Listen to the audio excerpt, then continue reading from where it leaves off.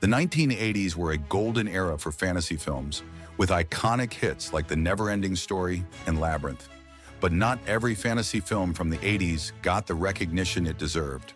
Some were overshadowed by bigger blockbusters and have since faded into obscurity.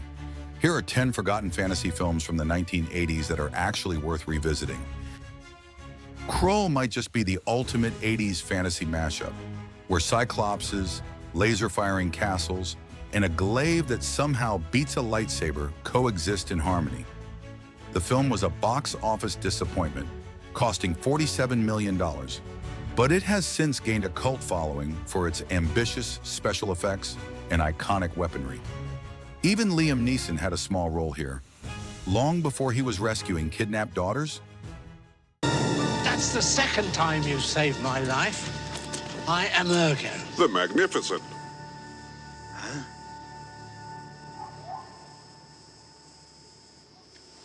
Hasn't he got a name? His name is Rel. He visits the seer sometimes. He doesn't speak much. So I've noticed, except to be sarcastic to people who wish to be friends. Hawk the Slayer didn't need a massive budget to capture the hearts of fantasy fans. With a $600,000 budget, it delivered a simple but effective tale of swords, sorcery, and glowing disco balls as magical weapons. Jack Palance's over-the-top performance as the villain Voltan adds a layer of camp that makes this one of the most charmingly cheesy fantasy flicks of its time. Last thing you will ever see is the woman you love in my arms. I am ready.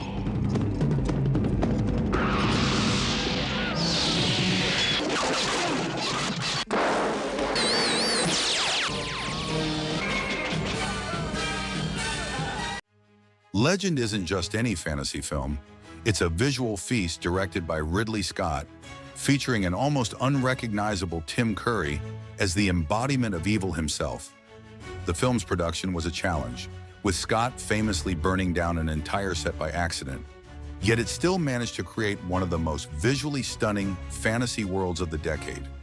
Despite initial mixed reviews, Legend has since been appreciated for its groundbreaking use of practical effects and its hauntingly beautiful score by Tangerine Dream.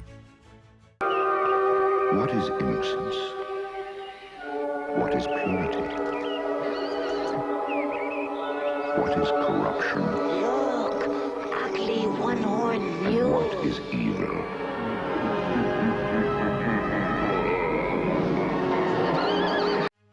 The Beastmaster is the movie that made every kid in the 80s want a pet ferret. 2, if they were lucky. Mark Singer's portrayal of Dar, a warrior who can communicate with animals, became iconic for its mix of sword and sandal adventure with a touch of the mystical. Filmed in the blistering heat of California's Simi Valley, this cult classic introduced us to a world where animal sidekicks were just as important as the hero. One of the ferrets, Kodo, was so popular that he got more fan mail than some of the cast members.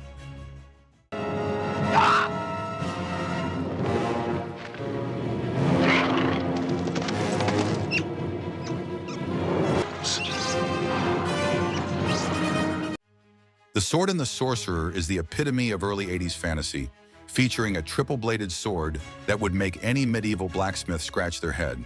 The film was directed by Albert Pyun, a name that would become synonymous with B-movie brilliance.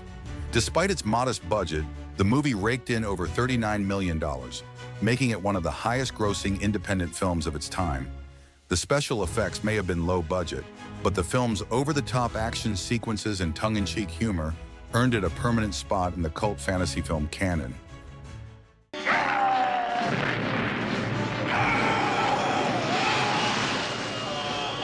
myself raised Zusha from the dead.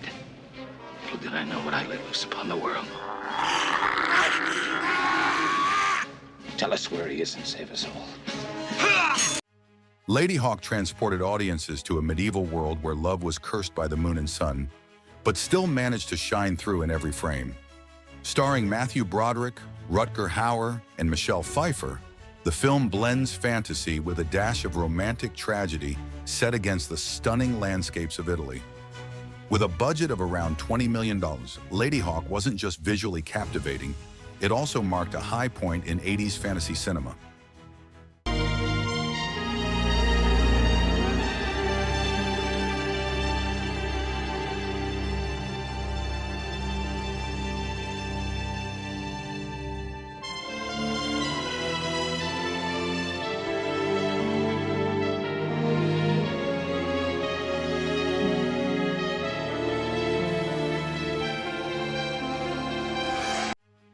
The Last Unicorn brought us a rare gem of animation with a surprisingly existential journey about the last of her kind.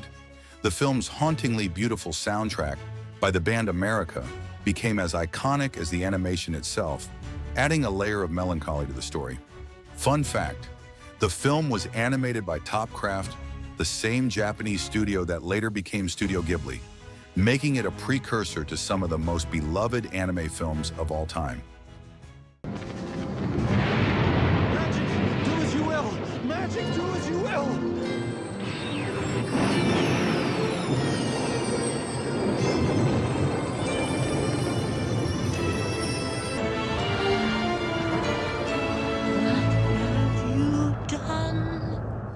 What have you done?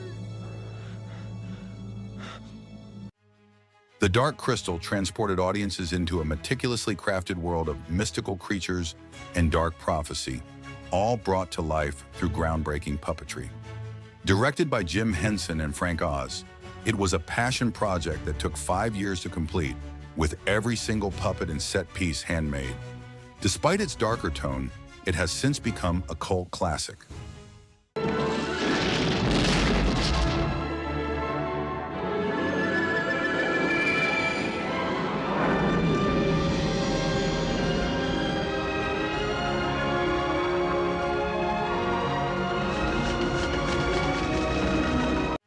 Dragonslayer delivered one of the most realistic and terrifying dragons ever seen on screen, thanks to a combination of practical effects and early use of go-motion animation.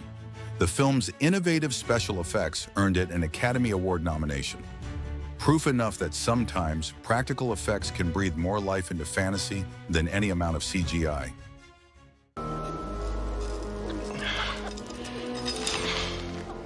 That won't make any difference. What you want to kill isn't flesh and blood. It'll bleed off. How do you know? No one so much as even scratched it. She's right. I'll need the amulet.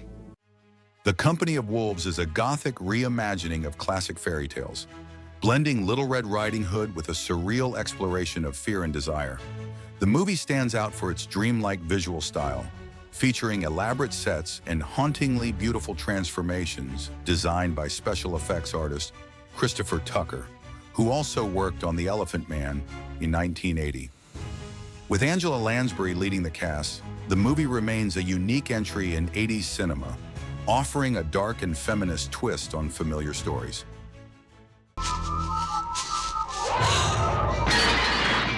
Was it a wolf or a man you killed? When I killed it, it was a wolf. It turned into a man.